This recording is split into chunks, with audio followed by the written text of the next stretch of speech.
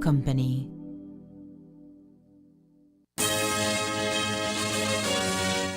Tonight on Ctv3 News, 21-year-old Keycarker resident is charged for the murder of Romaldo Vasquez. Royal Calv Resort shuts down abruptly as mystery surrounds deaths of 3 American women. It was a bloody weekend in the old capital as gun violence claims 3 lives. And Belizeans prepare to visit the polls. Who will form parliament? You decide. These are some of the stories we have for you tonight in our newscast for Tuesday, March 11th, 2025.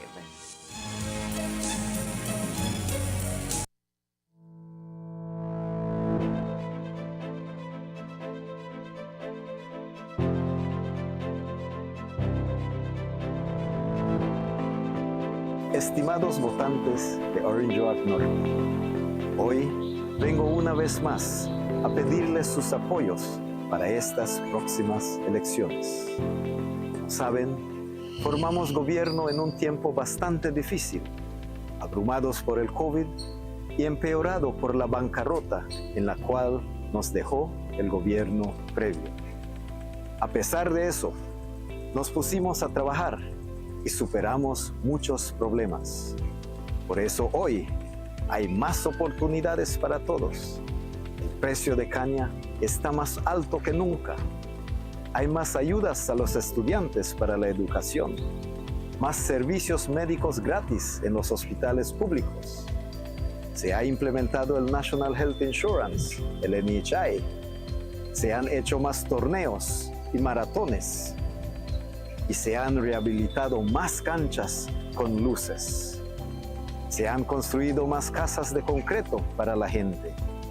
Y hay más atención a los caminos en las aldeas y en los sugar roads. De hecho, continuaremos con la pavimentación de caminos en las aldeas y las carreteras públicas a las aldeas. Se han dado más documentos de identidad a gente que antes no tenía. Y la economía del país sigue mejorando, creando más oportunidades para todos. No ha sido perfecto, pero se ha hecho mucho más trabajo con mejores resultados. Vamos bien. Por eso hoy vengo a pedirles con la misma humildad que voten por mí, su humilde servidor, en estas próximas elecciones del 12 de marzo. Y seguiremos avanzando juntos hacia la prosperidad para todos. Muchas gracias, que Dios les bendiga.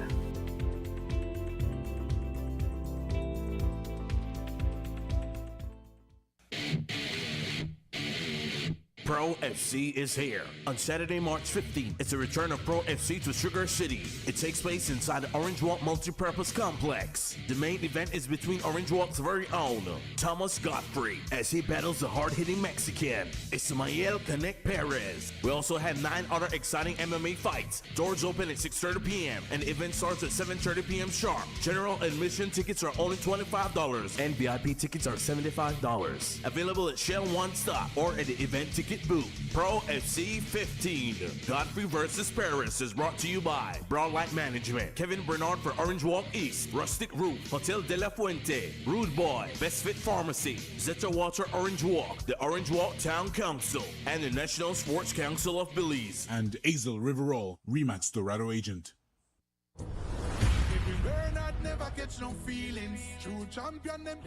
I believe in the power of our community. Kevin, get the work done. You must be mad, you must be sick, you must be dreaming. Together, we have achieved so much, but there's a lot more to be done. Kevin, get the work done. Genius. Kevin Bernard, you are true genius. Stick to the plan, the people come first. Some never believe. Together, let's continue to build a better Orange Walk. Over 300 land, certified farmland, where available, identified.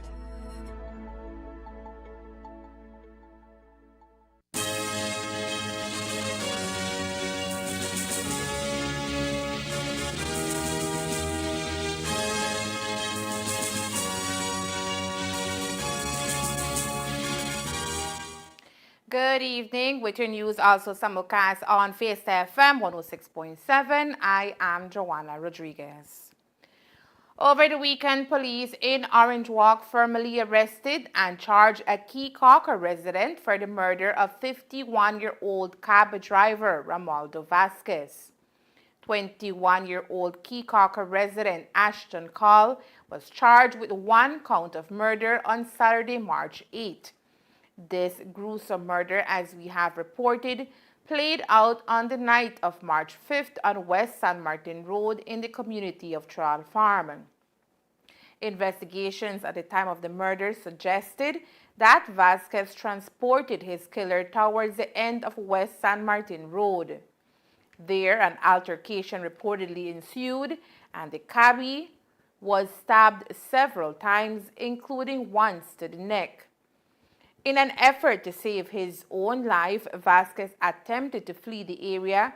However, he eventually lost control of his vehicle, which crashed into a cement fence located at the corner of West San Martin and Blackwater Street. After the crash, he managed to get out of the vehicle to get help, but collapsed shortly after. While he was transported to the Northern Regional Hospital, he was pronounced dead on arrival. Ashton Call today appeared in the Orange Walk lower court where he was read a single charge of murder. Due to the nature of the offense, no plea was taken and he was remanded to the Belize Central Prison until his next court appearance. The Royal Canal Resort has announced its sudden closure, leaving guests scrambling for last-minute accommodations just 2 weeks after 3 American women, Qatar Nagwad, Iman Mala, and Wafay El Arar, were found dead in their hotel room under mysterious circumstances. The abrupt announcement came via email on Friday, where the resort expressed that the closure was unexpected and had been ordered by management. The email to guests, which was sent as travelers were en route to Belize, read, "We have just been informed by our manager that Royal Cal has been ordered to close temporarily. This was completely unexpected and it came to light within the last 15 minutes, so we are reaching out right away. Please know that this is the last thing we wanted, and we very much appreciate the challenges this creates in terms of securing alternative accommodations. Unfortunately, the only option that we can provide is a cancellation of your reservation and a full refund. We sincerely hope that you're able to find a great alternative for your stay on Ambergris Key." Reports indicate that while some guests were still in the process of checking in, Others were forced to quickly find alternate places to stay. Witnesses noted a heightened security presence around the resort following the announcement. According to Commissioner of Police Chester Williams, the cause of their deaths remain unknown, prompting local authorities to investigate the circumstances surrounding the incident.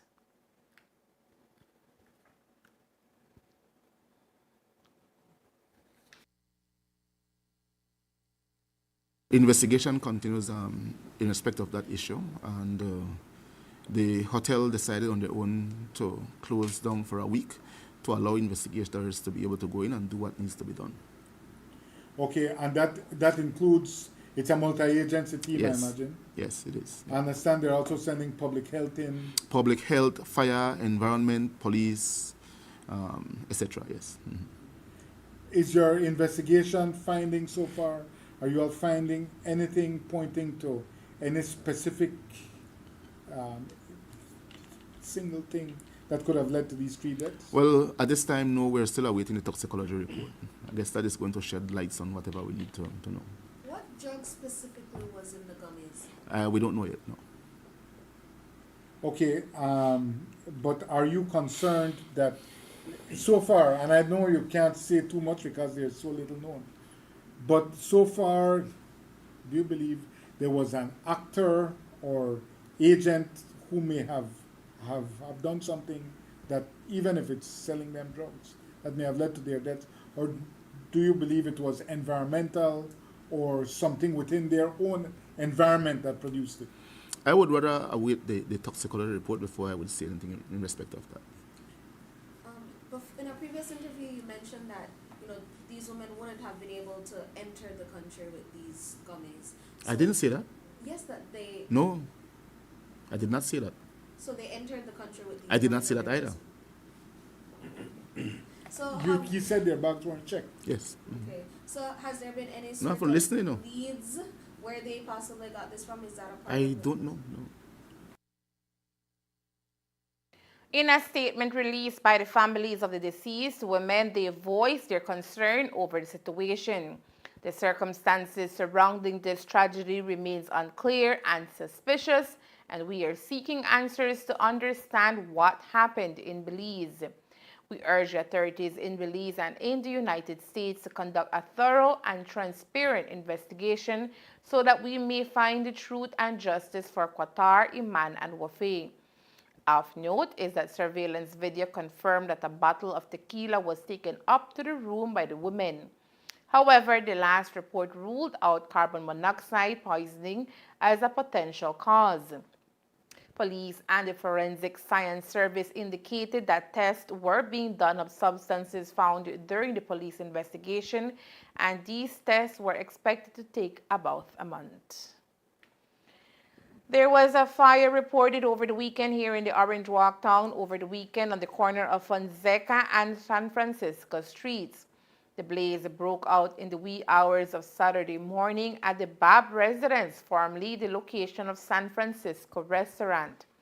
Carmen Bab says that she was asleep inside the home when the fire broke out around 3 a.m. in an outdoor kitchen area where the family has been cooking for their business for many years. The blaze quickly spread to a nearby structure, and by the time the family was alerted about what was happening, the structure was completely engulfed in flames. Bab says the firefighters and police were quick to respond to the area and were able to control the blaze without further damage to their main house, located just a few feet away.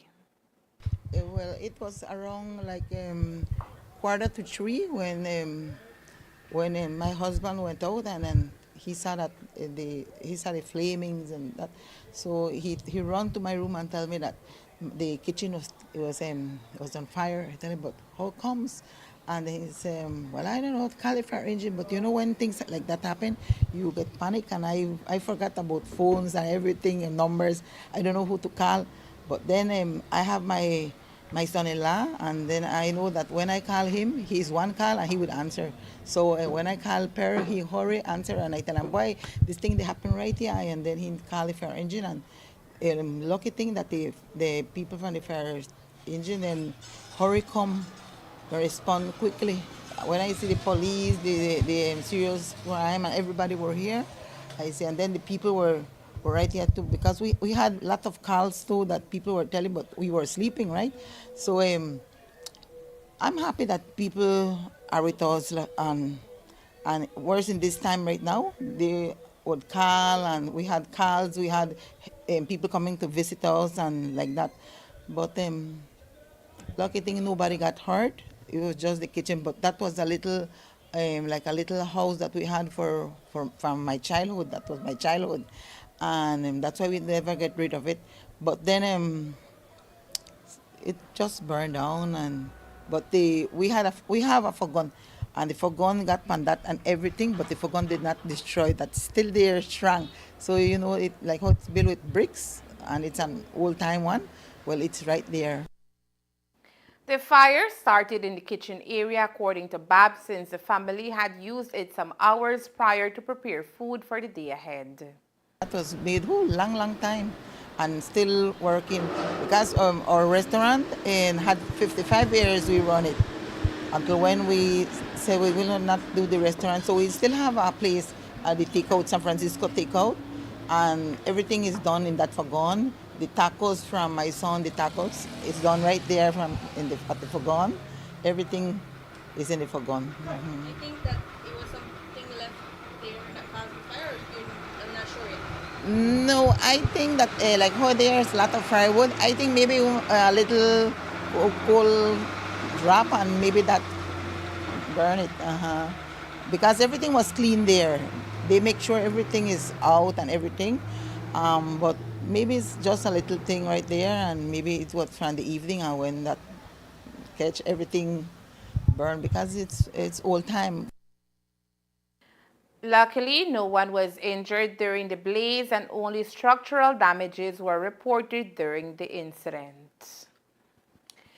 It was a particularly bloody weekend in the old capital, as several persons lost their lives to gun violence in Belize City. One of this weekend's fatalities was 33-year-old Mark Usher, was shot up on Saturday night near the corner of Jabiru Street and Fabers Road Extension in Belize City. Reports are that Usher had just arrived home and was parking his blue Chrysler when he was shot multiple times. In their weekly press briefing today, Police Commissioner Chester Williams confirmed that Usher's death is believed to be tied to escalating tensions between two rival groups in the Fabers Road Extension area in Belize City.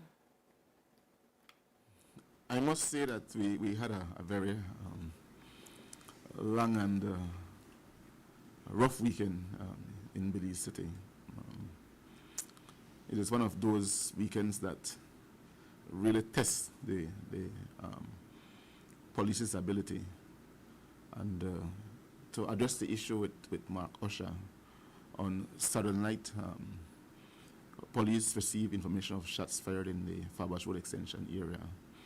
Upon responding, they discovered one Mark Usher suffering from gunshot injuries. He was taken to the KHMH, where he was admitted in a critical condition, and a few hours later he succumbed to his injuries. Police investigation so far have led to the arrest of an individual who has since been charged for the crime of murder in respect to the shooting death of Mark Usher.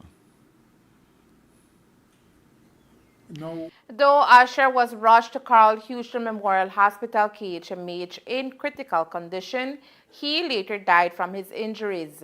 Police have arrested and charged 27-year-old Andre Arthurs, a Belizean construction worker from the Belize district, in connection with Usher's murder. Andre Arthurs. Andre Arthurs, yes. Andre Arthurs was charged for the shooting death of Mark Usher. And is Andre Arthurs a known gang? He's an affiliate of the Caceres brothers, who lives in the Madam Liz area, not Raphael.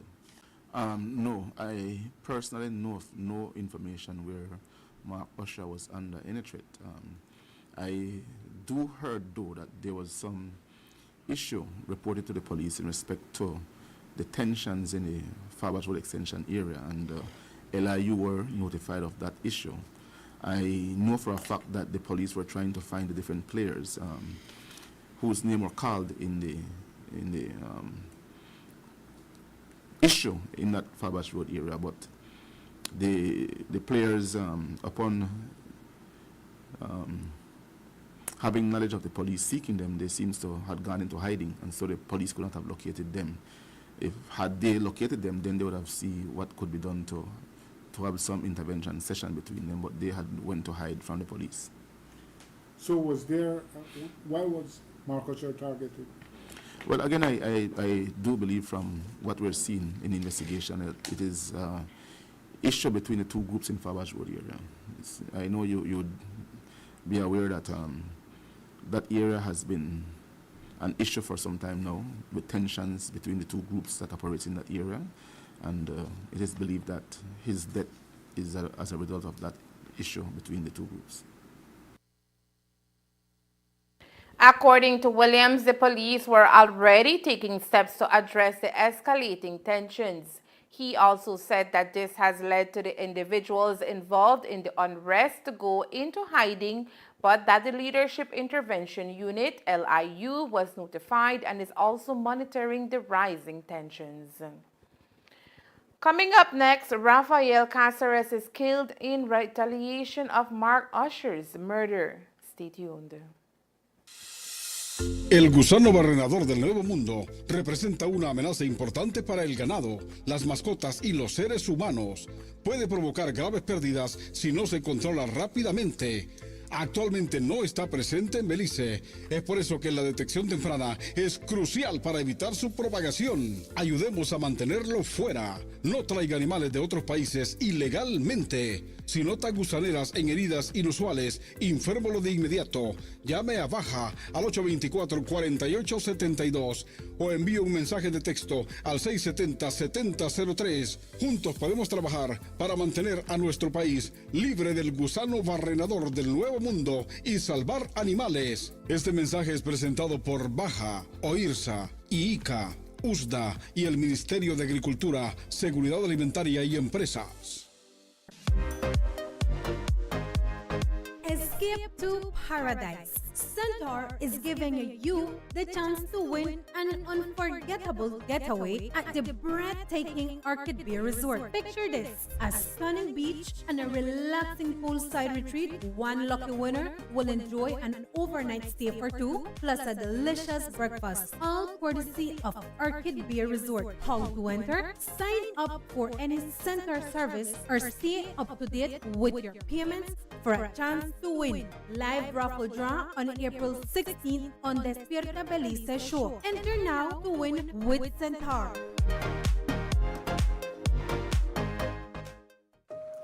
There's something about home. The way the sea breeze feels different. The way the streets carry our stories. The way every face, every handshake, every smile feels warm and cozy. Corozal Town is our home. It's where I took my first steps, learned the meaning of community, and built my dreams. It's not just where I live, it's who I am. But let's be real, home isn't perfect. Our streets are breaking down. Our families need better access to services, safer spaces, and real support. Our young people are looking for opportunities that just aren't there. And every day I hear it, I see it, the frustration, the worry, the feeling that we deserve better. And that's why I'm here. That's why I'm stepping forward to lead, because I refuse to stand by and watch my home struggle when I know we can do better. Together, we can fix what's broken, create opportunities, and make sure Corozal Bay isn't just home, but the best place to call home. This is my commitment to you. I will listen, I will fight, I will work, I will deliver. We don't turn our backs on home, we fight for it, we build it back up, we make it better for our children, for our elders, and for each other. because if there's one thing I know deep in my heart, there's no place like home. And I'm ready to fight for ours. El 12 de marzo, únete a mi movimiento y tomemos una decisión por nuestro hogar, por el progreso, por los demás. Demostremos a todos que vale la pena luchar por la Bahía de Corozal. TEA, leadership that delivers. Believed to have been a retaliation for the murder of Mark Usher hours earlier, Rafael Cáceres was murdered on Sunday afternoon shortly after midday in the Alrington Drive area of Belize City. Cáceres was found inside his home with multiple gunshot wounds and was pronounced dead at the Carl Huescher Memorial Hospital. Campo Williams today confirmed that Rafael was killed in retaliation but was not involved in the gang life and was simply killed as a result of the ongoing feud in the area. The murder of Rafael Cáceres, which took place Sunday afternoon just after midday, police were called to the Arlington Drive area of Belize City, where upon arrival they encountered the lifeless body of Mr. Rafael Cáceres inside his home with multiple gunshot injuries. He was taken to the KHMH where he was pronounced dead on arrival. It is our belief that the shooting death of Cáceres is a direct retaliation for the death of Mark Usher. Our investigation team has been on the grounds working with the people, trying to get as much information as we could have. And we have since detained one suspect. That suspect will be placed on identification parade today. And it is our hope that he will be identified and will be charged for the murder of Mr. Cáceres sometime, hopefully by the end of the day today. Now, you all, in this case, they shot the wrong man. I believe they were after his younger brother. Yeah, what happened is that following the death of Mark Usher, we had detained all the Cáceres brothers, but we didn't go for Rafael because Rafael has not been in the loop. He has been a very good citizen, law-abiding, working, and so we did not anticipate that they would have targeted him. He actually lived far away from the other Cáceres brothers, so I guess that because they could not have found the other brothers, they went after the one who was most vulnerable. Cáceres' killing, according to Campo Williams, is troubling for the department as he was an innocent person who was living life peacefully with his family. It's painful to everybody, including us, because the man certainly was doing well, living with his family, not bothering nobody. And so when you venture to kill somebody innocent just because you couldn't get the ones that you want, that is troubling. And we take it seriously, and that's the reason why we deployed as much as we could have resources in the area to gather whatever evidence we needed to gather so that we can hold whoever is responsible for his murder to justice. Williams said that this weekend's killing has activated police mobilization to the area to bring justice to Rafael's death. The third shooting murder in Belize City happened on the Philip Golson Highway as 3 men were ambushed while they were driving on the highway near the Halover Bridge at the entrance of Belize City. After being attacked, the men rushed to the Carl Huescher Memorial Hospital and crashed into the facility. Reports indicate that the driver of the vehicle, identified as Joseph Garcia from Dangriga, lost control of his vehicle and crashed into the KHMH's front entrance while trying to get medical help after being shot several times. The crash caused major damage to the hospital and injured an on-duty security guard. The driver and passengers were rushed to the emergency ward. However, Garcia did not survive his injuries.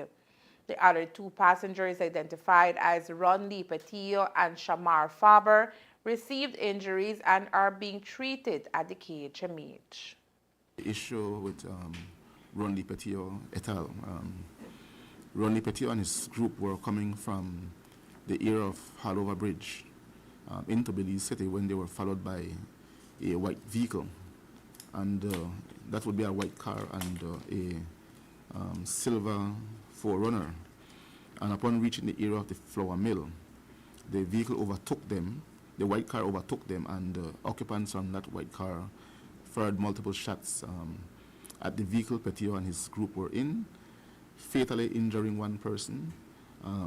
Mr. Petio is admitted in a stable condition, and contrary to what some media houses have reported that he got shot in the neck and is critical, that is not true. He got a graze to the back of the head and a shot in the hand, and he is in good spirit and is stable. The other person is in critical condition and is in ICU. We're hoping that he will be able to pull through. So far, we have been on the grounds trying to view as much surveillance footages as we can. But yesterday being a holiday, we were not able to get as much as we would want to. And so today the investigators are extremely busy trying to put together the pieces to see if we'll be able to come to a determination as to who are responsible for that particular incident. We're doing our best on this. We really want to find out who are those persons and make sure they're held accountable. The young man who died is certainly innocent. He is from Dangriga, and apparently he just came up, took Petio to the Maxborough area, and because he was with Petio, he became victim of that circumstances. This incident, according to Campo Williams, is being looked at carefully, and the police hopes to apprehend those responsible for this latest act of violence. Them having been shot, they were trying their best to get to the hospital, which I think was a good thing. Yes, it didn't end it as well as we would have wanted to because they're not crashing into the hospital. And I think the security guard was injured. Thank God it was not more than that. The hospital authorities were able to come out quickly and provided support to them, getting them into the hospital and start to treat them as quickly as they could have. So I think that their action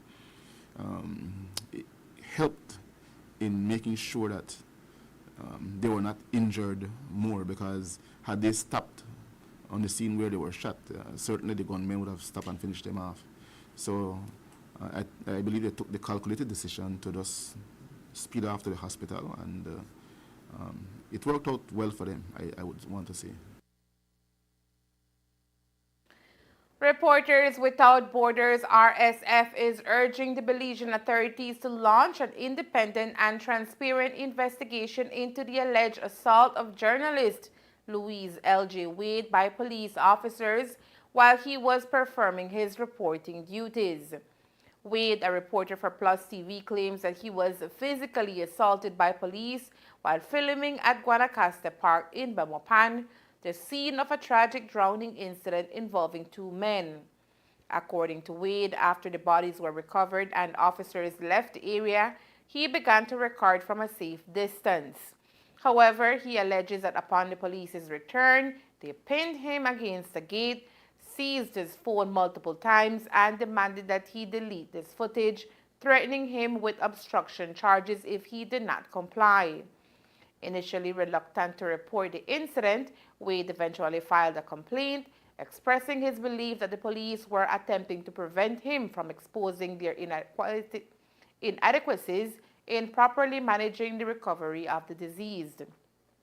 Clayton Weimers, executive director of RSF's North American Bureau, voiced significant concern regarding the treatment of media personnel by law enforcement. It's deeply concerning any time a police officer is violent or aggressive towards members of the media who are simply trying to do their jobs, Weimers stated. He emphasized the dual role of police and the press in serving the public and underscored the importance of protecting journalistic freedoms. Belize has established strong legal protections for the press, and RSF's Weimer expects adherence to these standards.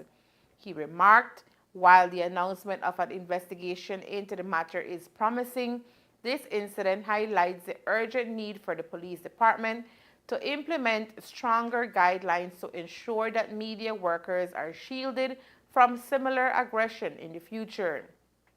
The case has raised alarm, prompting RSF to advocate for clear clarifications of police policies governing interactions with journalists and recommending additional training where necessary. The organization seeks assurances that the principles of press freedom and safety for journalists are upheld in Belize, asserting that a fair and transparent investigation is crucial for restoring public trust in law enforcement agencies. The Electoral Observation Mission EOM of the Organization of American States OAS is set to play a vital role in the upcoming general elections in Belize as they embark on a series of meetings with key political figures and civil leaders. Spearheaded by senior OAS official Mary Carmen Plata, the mission aims to ensure a transparent and fair electoral process in the country. In a significant engagement, Plata and her team met with Prime Minister John Briceño. The discussions focus on Briceño's perspectives regarding the electoral process and the measures being undertaken to uphold democratic standards in the forthcoming elections.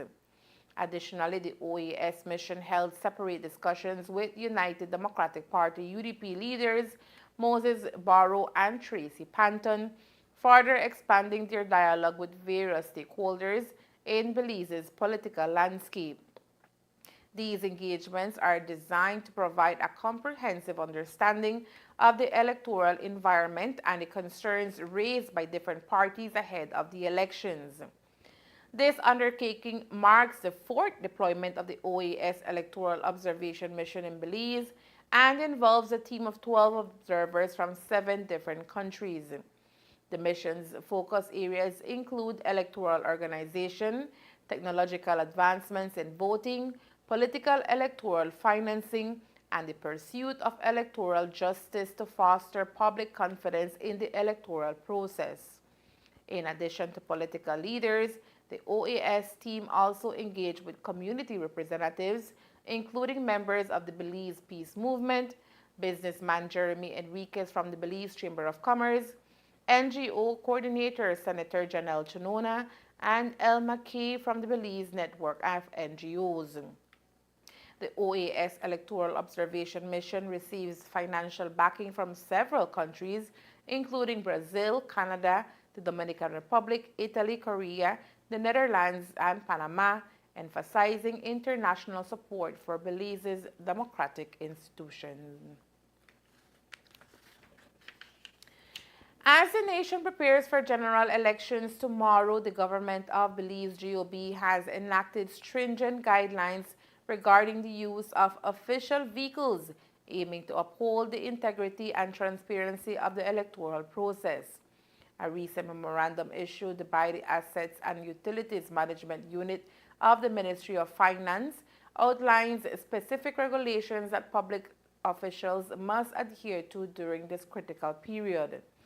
The directive, which has been addressed to chief executive officers, heads of departments, and finance officers, underscores a significant commitment to preventing misuse of government resources in election-related activities. The memo, signed by Financial Secretary Ashton Longsworth, highlights 4 primary regulations that all government officials are expected to follow. 1. Official identification. Vehicles designated for election duties must visibly display a sign on the dashboard identifying them as official. This measure is intended to ensure clarity and prevent any unauthorized use. 2. Restricted use. Public officials are instructed that government vehicles must remain parked unless they are being used in an official capacity for election duties. This restriction is designed to limit the potential for abuse or perceived bias in the use of government resources. 3. Adherence to policies. All activities involving government vehicles in relation to the elections must comply with the established Government of Belize vehicle policy. This requirement reinforces the necessity of following existing guidelines on vehicle usage. 4. No voter transportation. In a significant move to maintain fairness, the memorandum prohibits the use of GOB vehicles to transport voters to and from polling stations. This regulation aims to eliminate any advantage or influence that may arise for the transportation of voters by government officials. And there is more news after the break. Stay tuned. Our school in Corozal Bay was falling apart, and we felt forgotten. But then, someone stepped up and made a real difference. At that time, we were only asking for funds to paint the school. I reached out to the area representative who lived a few blocks away. Promises were made, but the help never came. I knew that our roof was infested with rat bites. Water leaked through the zinc. The classroom had broken doors. The heat was overwhelming for the kids. The kitchen and appliances needed a complete overhaul, and the bathrooms needed maintenance. Through some friends, I got in contact with Ms. Thea Garcia Ramirez. She visited our school and immediately saw we needed much more than just a painting job. When I saw the state of the school, I knew we had to do something significant. This wasn't just about a paint job. These children deserved a safe and welcoming environment to learn in. I reached out to friends, to family, and colleagues, asking for their help. The response was incredible. People really came together, donating time, resources, and expertise. It was the power of community in action. Seeing the transformation was like a dream come true.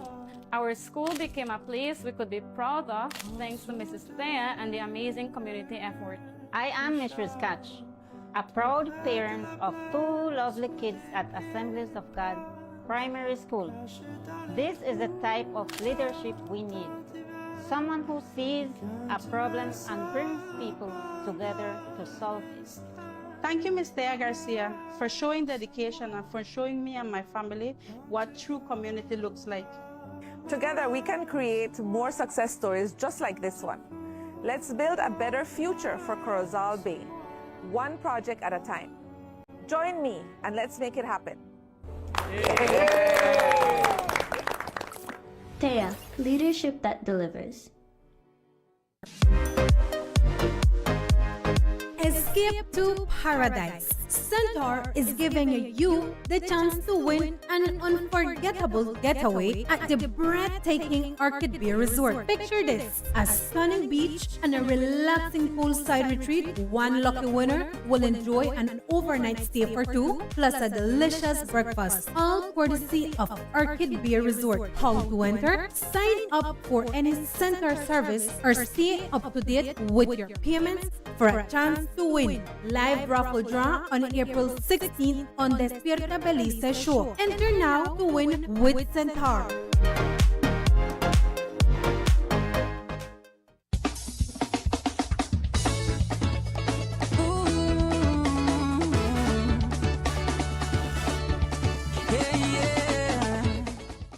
As much as we have done over the past 4.5 years, I am well aware there's more that needs to be done. I know there are more single mothers who need a home so that they can better support their children. I know the cost of living is still too high and that we must work harder to make the basic goods and services that we need more affordable. I know there are more young people looking for support to further their education. I know we still have some violent communities that we must make safer. That is why we have put so much effort into crime prevention. I know we still have many Belizeans who are sacrificing to support their children. That is why I am pleased to announce that right here in San Ignacio, effective next school year, Sacred Heart College will be the next school to enjoy free education from first form to fourth form.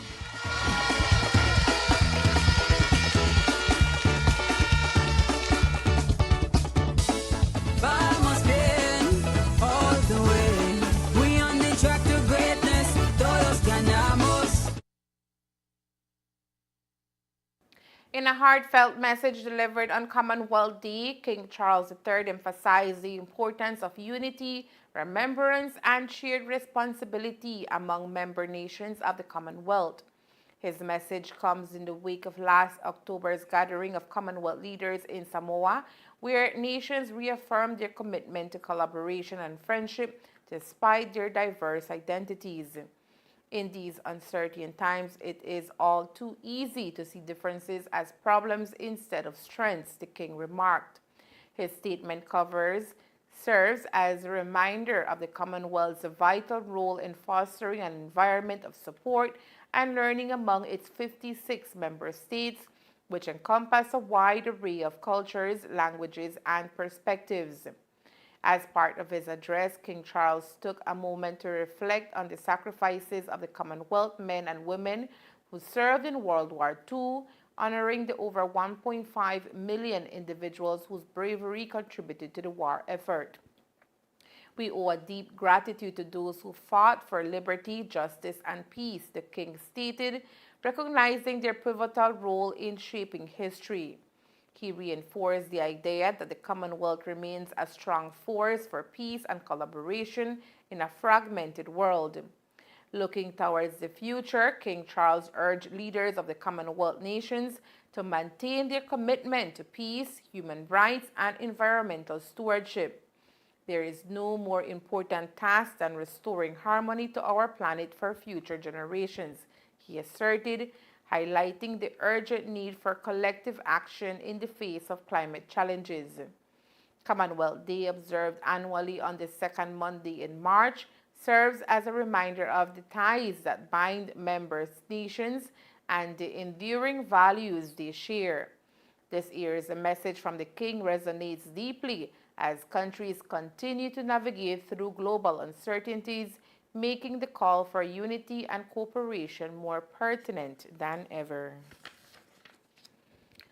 The Muffles College community is in deep sorrow, joining the larger Orange Walk community in mourning the passing of the esteemed Mr. Belisario Carballo Sr., JPMBE. Known for his profound impact on education and the lives of many, Mr. Carballo's legacy is one that will be cherished by friends, family, and students alike. Mr. Carballo, a dedicated educator and community leader, touched the hearts of countless individuals during his lifetime. His commitment to fostering learning and personal growth in the youth of Orange Walk is a testament to his character and dedication. The passing of Mr. Bellis, as he was affectionately known, has prompted an outpouring of tributes and memories from former students and colleagues, all expressing gratitude for his guidance and support. His legacy of kindness, wisdom, and leadership as president of Help Age Orange Walk and as a member of the La Inmaculada Catholic Church will forever be etched in the hearts of those who had the privilege to know him. A wake in his memory will be held on Thursday, March 13th at his residence, 125 Otrobenke Road, Orange Walk. Funeral services will be held on Friday, March 14th at 2 p.m. at the La Inmaculada Church. Our deepest condolences go out to his entire family, especially his wife and his 6 children. And that's the news. We invite you to join us for another newscast on Thursday, March 13th here on Ctv3 News and Fiesta FM 106.7. We invite you to join us tomorrow as we bring you Ballot Watch 2025. The nation decides. We have live coverage from the entire north, including Orange Walk, Corozal, Key Cocker, and San Pedro. With that said, remember that to read a text version of the news, you can visit our website at ctv3belizenews.com. You can also log on to our Facebook page for current stories at facebook.com/CTV3 Belize News or our YouTube channel at CTV3 News BZ.